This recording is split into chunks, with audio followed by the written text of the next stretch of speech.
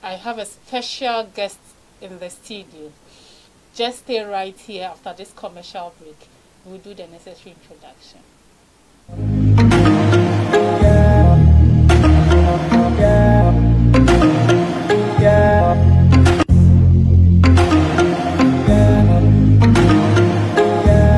Welcome, viewers. As I said earlier, today we are talking about mental health and depression. Mental health and depression. I have a special guest in the studio, and I'll let her do the introduction herself. Hajia, over to you, and welcome. Thank you. So my name is Fati Mamoud Wattigi. I'm a mental health nurse at Accra Psychiatric Hospital.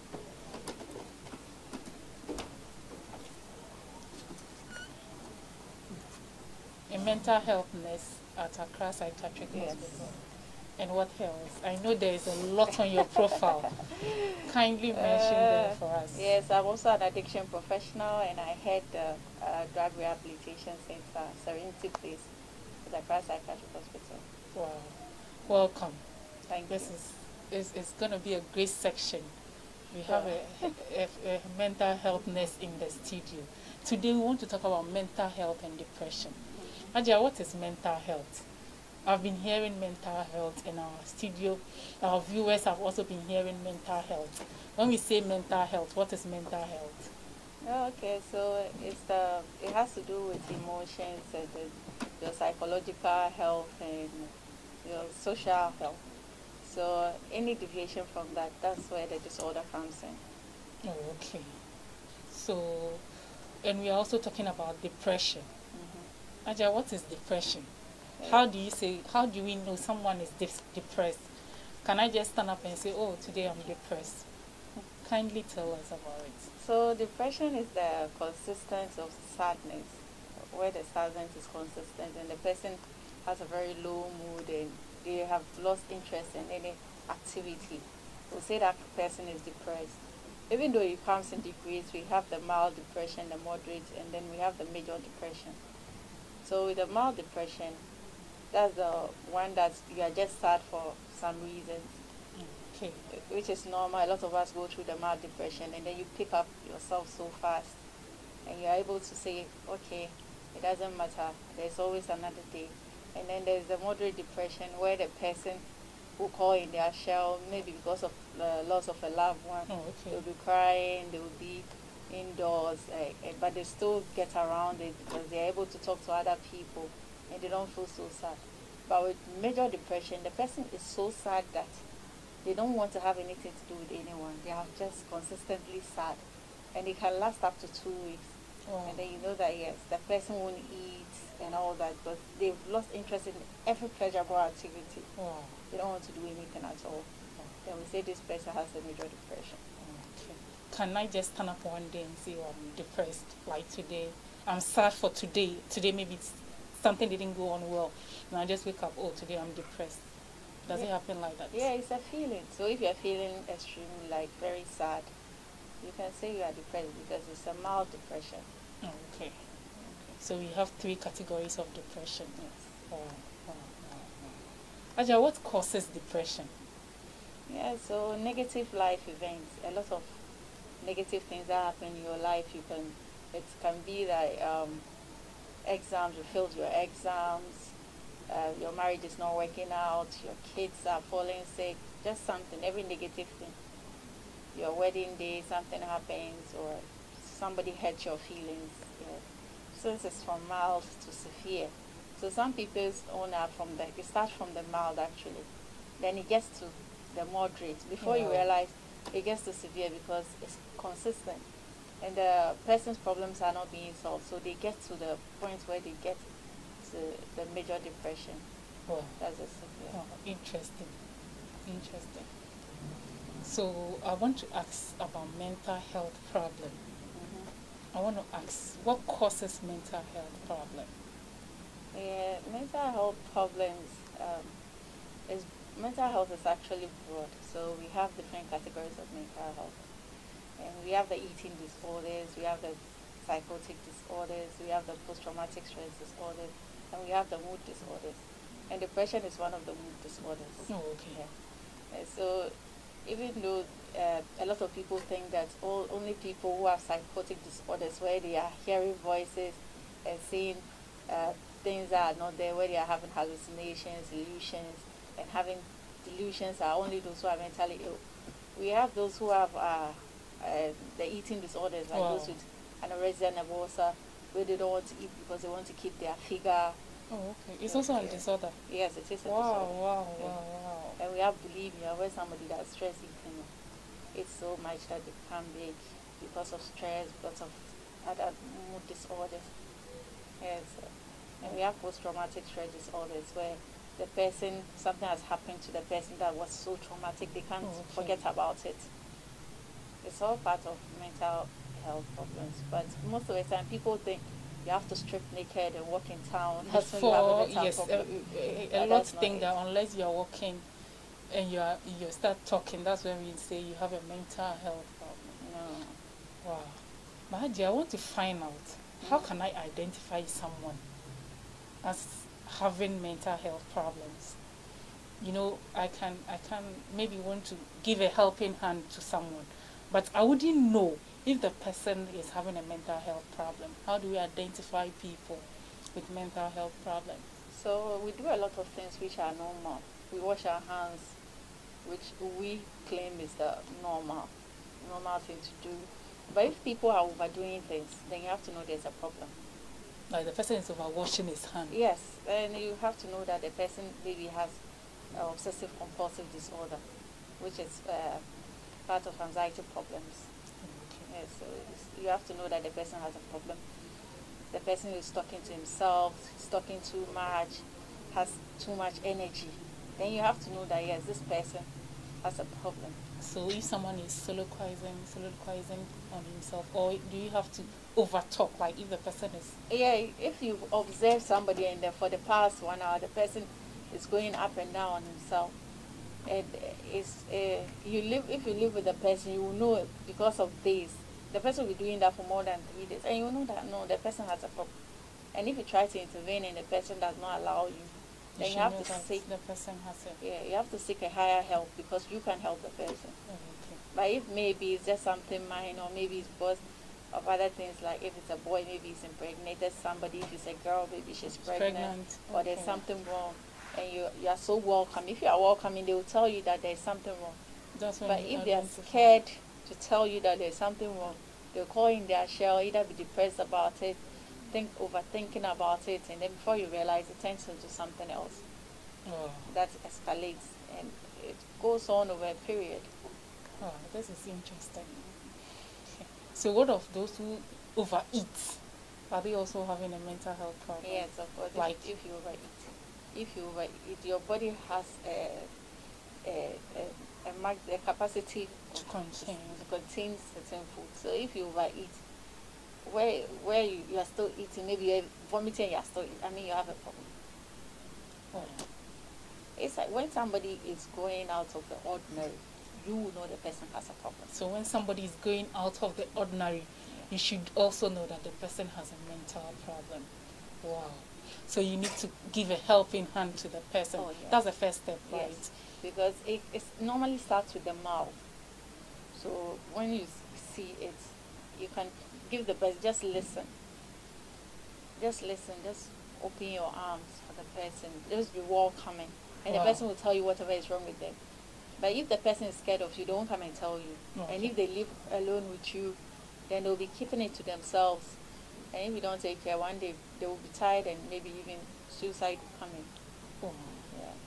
So what Hajia is saying is that when you realize somebody is doing things out of the ordinary, he's doing something, him or her is doing something over excessive, right? Yes. Like excessive washing of the hands, excessive eating, excessive talking to yourself. The person is just talking to himself. Excessive exhibition of energy, like the person is just moving about, jumping. It's all part of mental health disorder. Yes. Wow, this is interesting. Today we are discussing mental health and depression, and we are going deeper. We are delving deeper. So stay tuned. We are still on MSTV, and this is your host Hasia Ahmed on Health Canon. So Aji, I want to find out, okay, when I identify someone as mentally, who is starting to have a mental health disorder, how should I approach the person? When the person, normally it depends on the disorder they are having. So if you realize that the person is neglecting their personal hygiene, I mean, when we get up, everybody baths in the morning, in the evening, and we eat at a certain time. Somebody is not eating, they are Not keeping bathing. to themselves, not bathing, not brushing their teeth, and you live with them, you will know whether the person has a problem or not. And the earlier you know, the better, because you can help the person earlier enough to help curb this problem. I must say.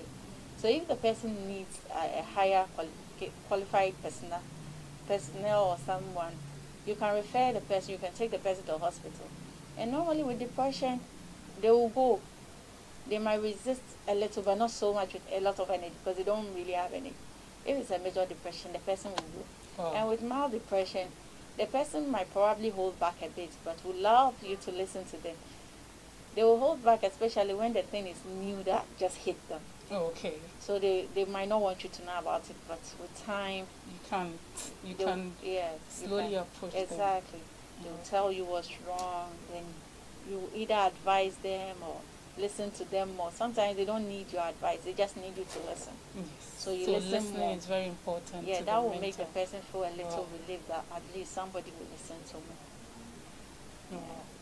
So, Haja, would you advise that maybe I have a friend and I haven't heard from the person for a while? I don't really know what the person is going through. Should I be a listening ear to the friend? Yes, you can check on the person. You can check on the person and say, oh, I want to know how you're doing. Definitely do say either they are fine, or if even they say they are fine. Since the person is your friend, you know that this fine is not It's fine. not fine. Yes. Yes. Yes. Some of them talk a lot. Like me, I talk a lot. So if somebody asks me how I'm doing, whether if I'm not fine, I'll just tell you that I'm not fine. Yeah. Like my father will ask, are you fine the Ghanaian fine, or you are fine the European fine? Interesting. Because he says that In Ghana, everybody says I'm fine. yeah, even they are dying on their sick bed and you ask them, how are you doing? They say, I'm fine. Thank you. Yes, but the European will say, no, it's not good today. So my dad will always ask me, are you fine the Ghanaian fine or the European fine? Wow. That's good. And I'll say, I'm fine the So European fine. I think we should have an habit of saying we are not fine when we are Oh, not yes, fine. yes. It's very good for our mental Exactly. health. You might never know who Who will reach can out be- to help you. Oh, okay. Instead of thinking about one person helping you all the time, you should think about other people who can help too.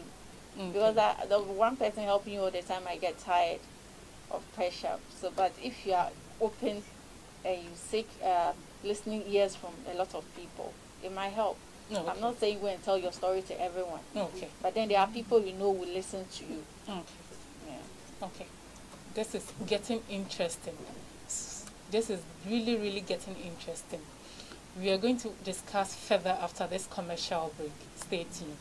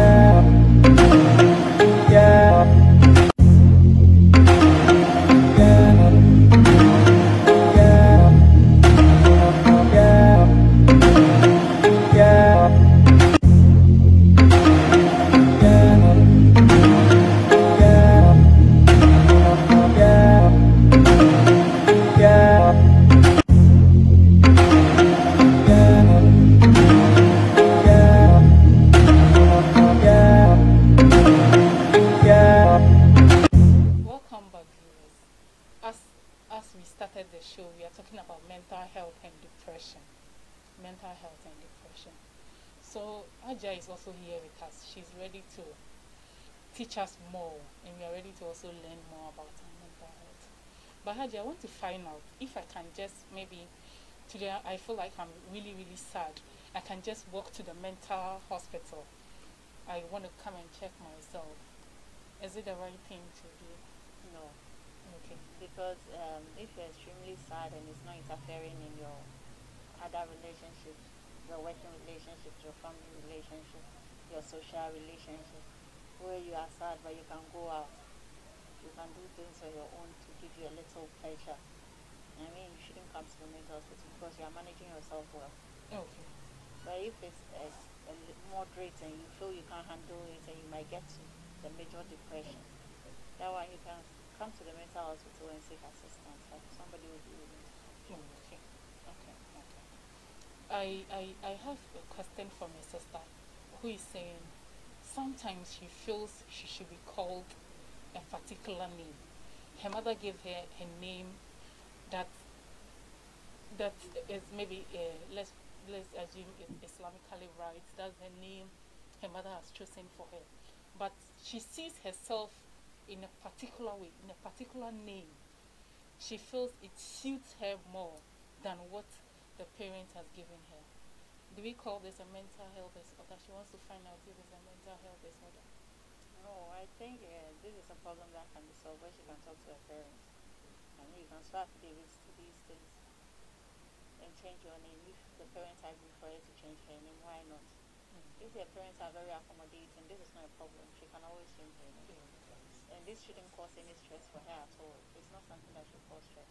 She's getting stressed because she feels she should be called in a particular way. She should have a particular name for herself. And she's not having it, so she thinks she's getting... Her parents rejecting her idea of wanting to be called another actually, name. the person hasn't communicated with the parents. Yeah, so it's like she has to try. Even when it's just like the way you say things in passing, jokingly, she should just try. She might be surprised with the answers she gets. I changed my name. I removed Ina from my name because Ina was from my birth certificate. My mother swore that she signed for me. I went to tell her that I want the Ina off my name. Oh, okay. Because my name was too long. So I wanted it off my name in my documents. And she agreed. It wasn't stressful at all. Oh, okay. But I'm still called Ina anyways, and I don't mind. Okay. Wow, it's getting interesting. It's getting interesting. I want to find out if stress causes depression. Yes, a lot of stress can cause depression. It can even cause mania and then bipolar. Wow. Yes, because we are talking about depression, but it's also in mania where the person experiences both sides of where they get depressive illness, then later manage. So stress can cause both of them. Oh, interesting. Depending on what kind of stress it is. Okay, so it depends on the kind of stress. So let's say maybe excessive stress, right? Yes, excessive stress can cause somebody to have mania and can also cause somebody to have depression. Okay, so is stress categorized like, do we have how we have the categories of depression? Do you also have categories of stress? Say stress comes on its own because it causes mental health problems. Like I said, the mental health problems are different. You have anxiety problems, the stress causes anxiety Okay, problems. okay, yeah. Yeah, where you overthink and you excessively do things, you know. You're always thinking about something going wrong. It's anxiety, you're anxious. It's all stress. Stress causes that. Oh. And it can go to the extreme and cause other problems for you. It's not solved. This is really, really interesting. Yeah. So at least we shouldn't allow stress into our life. I remember I read a post today where somebody says, as for me, I don't like necessary stress. And someone also commented that I don't even like unnecessary stress. So don't let us have stress at all. Yeah. So we can't say we can't have stress at all. Stress will definitely come. Okay. But it's the way we handle it. The way we handle the stress. That's what will affect us in the long run. You are talking about your friend. I mean, to some people it might not be a problem. Okay. It depends on your threshold. Okay. Some people might not see it as a problem. This will not stress anyone. Somebody will just get up and change her name. But somebody will consider her mother's feelings and other people's feelings and how it affects her friends the religion. You know, when you want to be called Mary instead of Mariam, you'll be thinking about your friends, what they will say, What do we say? and all What that. people will think. Yeah, it will cause a lot of people stress. But somebody will just get up and just change her name and say, "This is what I want to be called." So it also depends on the individual. We all react differently to things. Stress, yes. Exactly. What might stress to you? Yeah. So what might give you a mental problem will not give me a mental problem. That's true. Somebody's husband will leave her, she'll be fine. Yes. And somebody too will cry until she gets a mental problem. Oh. So individually handle issues differently. Exactly. So what might stress me might not stress you. Not at all. This is getting really interesting. I don't get easily stressed about things because I don't really care much about a lot of things. So some of us that usually care about a lot of things Oh, are prone to stress. That's interesting. Yes. So you can tell me something, I might not be bothered about it, or maybe I'll just give you a pat back. I'll just say something back to you. Somebody will keep quiet about it, go home, and then it's affecting them negatively. They will think about Yes. it, continue. So I think the you. best thing we can do is maybe if somebody says something to you and you don't like it, you just give a clap back right there, Yeah, right? you tell the person you don't like that. So I that mean, you should be able to be outspoken. Wow. It might be uncomfortable initially, but if you're able to do it, you'll be free. Okay. Yeah, because there are a lot of bullies out there. Even cyberbullying is there. A lot of people say I've things seen to a your lot face. of cyberbullying, those Yeah. who bully through the internet. And trust me, this cyberbullying can let somebody go into a depressive mood Wow. and even get to major depression Wow. because of cyberbullying. Wow. Then Yeah. you have to be very, very alert about whatever we write on the internet, whatever we put, Yeah. whatever we copy, because some people really, really don't react to it really well. Yes, they can be stressed out from even reading it. Exactly. Yes. Exactly. So before you begin to write something about someone, it's best you consult the person, right? Exactly. Exactly. So I want to also find out if they usually say a lot are working, but many are working, but a lot are mad. Okay, Mentally ill. Mentally ill. Thank you. So is it that everybody has a percentage of mental illness? Yes, in a mouthful, we all lose certain things that they are out of the normal. We all get stressed, we all get mild depression. We are all happy sometimes, too happy sometimes. You don't know why. You know, it's sometimes just hormonal and it's imbalanced. Oh, okay. Yes, for women, look at PMS, how post-traumatic and the premenstrual syndrome affects us and postmenstrual syndrome affects us. And even people have a minimal form of post-traumatic stress disorder, they don't know about it. But as soon as they find out what it is, maybe they will know that yes, they have a degree of some mental health problem.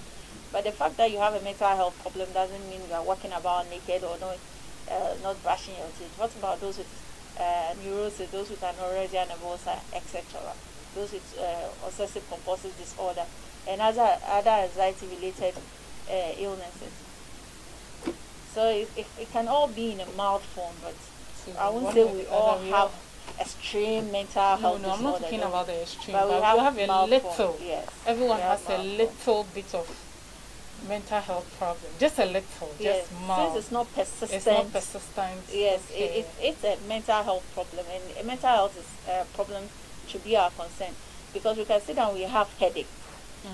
Headaches, we go and take para, but as soon as we are a little sad and it gets in the waist more, some people will think you are mentally ill. No, you're not. It's just for the moment. It's just briefly. Oh. Yeah. If your boyfriend leaves you and you are crying, are you mentally ill? No. Exactly. But it's a form of It's mild depression, mild so it's depression, a mental that's health true. problem. So everybody has a little bit. Yes, So we get I there. think, can we say when you are angry, then you have a little bit of a mental health problem? If you are angry and you are taking knives and crushing people's head with metals or cups, metal cups, then maybe at that moment you have a mental health because That is interesting, really. So, wow. So that means everyone has a little bit. Exactly. and a mild form of mental health. So at least when you are angry and you begin to throw cups at people, crushing them, throwing your elbows and the rest, you are exhibiting your mental health disorder. So at least when you're angry, just calm yourself down, okay? We don't want it to escalate Yes, into it's something else. So, let's talk about the mental hospital. Patients are being brought into the mental hospital, right? Is it that when the person starts removing the shirts, that's when they bring them, or somebody who is talking excessively can also be brought to the mental health hospital? Okay, so what happens is people talk excessively and it's not related to whatever is being said. Then they are getting angry and talking excessively. They are sweating and can't stop talking. They are walking about, throwing things, locking doors, throwing their family out, destroying things in the house.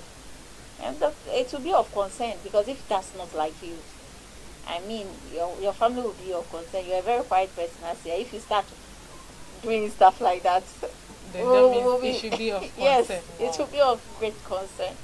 But I mean, we can all get angry, but if you start getting angry excessively and you're not seeing it and it's going too much, you are picking cutlasses, and it looks like your demeanor has changed and everything has changed. And those who know you.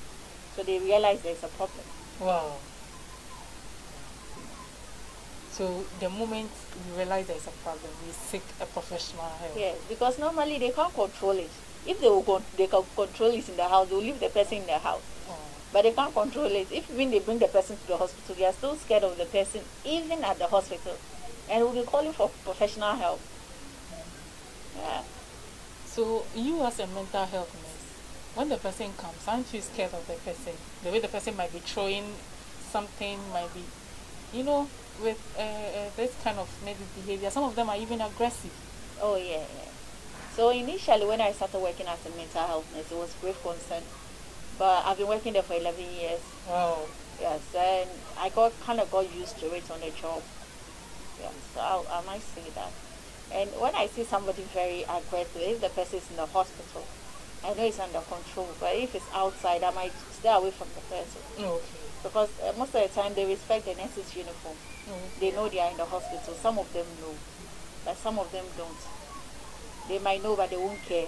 But they don't want to harm you so much. But in a way, they understand you are there to help them. Okay. Yeah. So the moment they're in the hospital environment, they have the understanding. Yeah, they might be verbal abusive, but it's normal for us to see people who are verbally abusive. They might not attack us physically. But they will be insulting you. Oh, yeah. They do insult you. Yeah, a lot. Wow. Oh, yeah. This is getting interesting. Oh, that's so for maybe I wake up and go to work and I'm being insulted. Oh, yeah. I don't think I'll feel comfortable. Oh. Are you comfortable with that? I mean, it's not a problem for me anymore. Oh, wow. It used to be bother me. Right? It's not a problem for me. It's like you look at it from another angle of empathy. Yeah. Because you know that this is not the normal nature of the person. Mm. But there's a deviation, there's something wrong. So you try to help, no matter how aggressive the person. So we pamper them. Oh, okay. We talk to them gently. Okay. And some of them have grandeur delusions. They think they are president and things like that. So some of them think they are president. Oh, yeah. You address them like that in a way. You don't just say you are not a president. So like you can say, call the president for me. It's not in a way of mocking the person, but that's because what the person he feels himself as a president, yeah. even in the mental hospital. Oh, yes. So you call him a president. Oh, yes. Wow, interesting. Yes. Whatever the person thinks they are. You give it. Yeah, until they come out of it. You do it slowly. With medication being effective, the person comes out of it. Oh, okay. Yeah. So the duration for them coming out of the mental. You can't really say because it depends on the individual. Oh, okay. Some people can stay up to a year. Some like 6 months. Some will even become calm in 3 months. Okay. So it depends on the individual. Wow, interesting. So when you have someone who is having a mental health issue, kindly seek the service of a professional or kindly send them to the hospital. So we have a lot of mental health hospital here. Yeah, we have 3. In Ghana. In Ghana, but we have a mental health unit in every hospital. Okay. Every government hospital has it. And we have private mental hospitals. Oh, okay. Okay. But the government ones are just... The whole Ghana? Yes. Interesting. Wow. I know of Pantine. After psychiatry and Ankafo. Oh, Ankafo. But this is really, really interesting.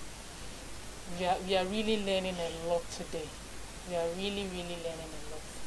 We will take a quick commercial break, come back, and continue our discussion. Stay tuned.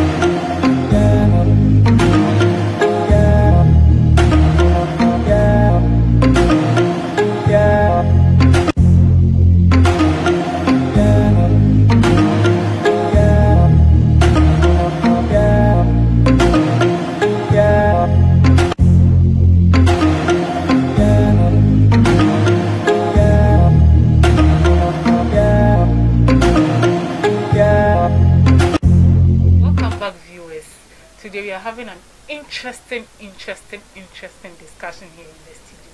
Your mental health and depression. We know somewhere last year we had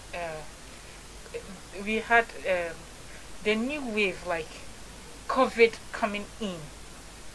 I want to find out if COVID-19 has affected our mental health. Yes, COVID-19 has gone a long way to affect us, and it will go a long way to affect us, because we will not go in normal times. Yeah. Again, it will take a long time. Even COVID-19 leaves, or we all get vaccinated, and we are not experiencing it anymore. It becomes like common cold. People might not have a normal life like they used to have, like visiting people, throwing parties. They might have gone out of it. Going to the beaches and a whole lot. COVID has really changed a lot for us. Exactly. And some people might enter into mild depression, especially when they tell you have COVID. So when they tell you have COVID, even the news alone that they break to you that you have COVID can let you enter into that sort of mild depression. Wow. And you can imagine the stigma COVID comes with. Yes. So people you care about, you have to stay away from them. I mean, everybody will be sending you messages, and people will be asking ridiculous questions, and you are sad, you can't go out, everybody is seeing you as like an outcast. And you have to be indoors for 14 days.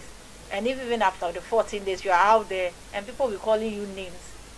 So it can let somebody go into from mild to moderate depression. So stigmatization causes depression. Oh yeah, and stigmatization cuts across a lot of things. But it looks like this time a lot of people will experience what stigma is. Because of COVID-19. Because of COVID. Since a lot of people are getting COVID-19, people will start experiencing what it means to be stigmatized. If people were not understanding there was something called stigma, people will not be hiding their COVID-19 status. Yes, people are hiding it. I've seen a lot of people hiding it. Some people are diagnosed and still go out there because they don't want other people to stigmatize against them and for them to enter into a mode of depression. Somebody might say, okay, I don't want to infect other people, and I might stay with my depression and cry over it. I mean, I know people who, when they went on the 14-day isolation period, they had mild depression and moderate, and I was on the phone with them, and it's like I can't visit them too. I was on the phone with them a lot of times to know how they're doing, and other people did it for me too. That's true. Yeah, so it's like the stigma will be there. When you go out, people will really see you and like say, hey, I heard you had COVID. Is it true? What's the experience like? Stay away from me. Some people wouldn't even like to come close to you. Oh yeah. They'll tell you. It's not. They won't even hide it. They'll just tell you, stay away from me. You had COVID. And that alone can let you call in your shell. It's like, I've recovered. Why are you saying this? And I mean, those with those who don't have the phrase is saying, those who are not that strong emotionally, they will break down. Yeah, they will break down, and it will destroy a lot of relationships. Yeah. So COVID-19 will go a long way to let people experience depression, whether mild, moderate, or severe. So we need to take care of our mental health in this era of COVID-19. Oh yes. So when you have a friend who has COVID-19, you don't need to shun away from them, because this is something that can happen to everybody. Yes. They don't know how they got it, trust me. When you ask them, they don't know how they got it. They might even be thinking, is it because I visited this one? Or is it because I go to work? Oh yeah. Because I work with this one? It comes with a whole lot of mind-boggling questions, right? Yes. So I think we need to give a helping hand, or at least... So you call them and check on them. Call people who you know are having COVID and check up on them. Send them motivational messages. Yes, they might be going through a lot of mental health issues. You might never know what they are going through, because they have their own personal life issues, and this COVID-19 thing also comes in. Okay. I also want to find out, when this COVID, maybe I tested positive and I'm going to be quarantined for 14 days in the house. I'm not used to quarantine. I'm not used to maybe staying at one place for up to 14 days.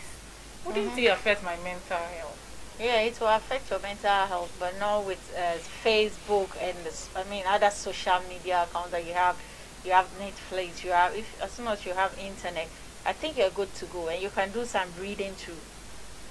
So you can watch shows, you can watch TV, you can just be indoors. Wow.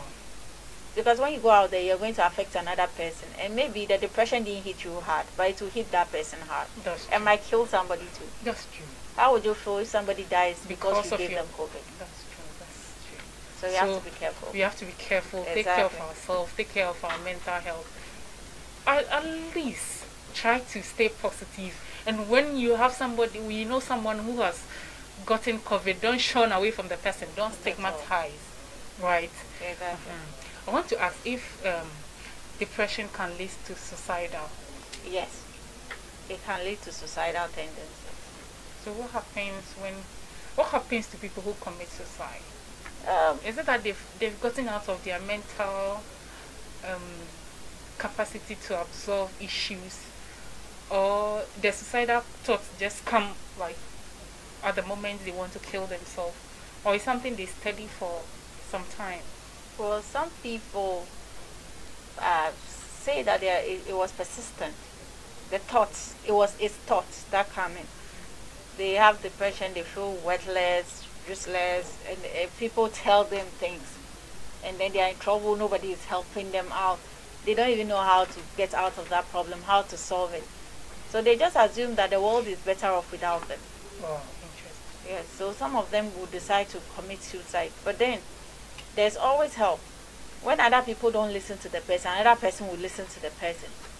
So instead of dwelling on where people will not listen to you and for you to feel you are worthless, maybe you should dwell on your strength, what you can do for yourself and for other people. Trust me, there are other people who care about you.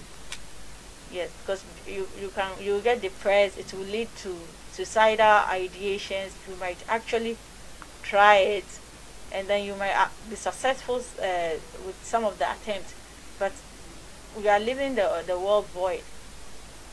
Your absence will be felt by some people, those you even talk to, those you even give a listening ear. Oh. Yes. So giving a listening ear is very important. Oh, it's very important. I think we should all try to do that once in a while. Yes. People who commit suicide would always tell you, or who have attempted it, will tell you they got tired.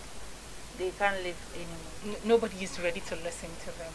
Yeah, if it gets to a point that you are ready to listen to the person, but it's like the thing is persistent.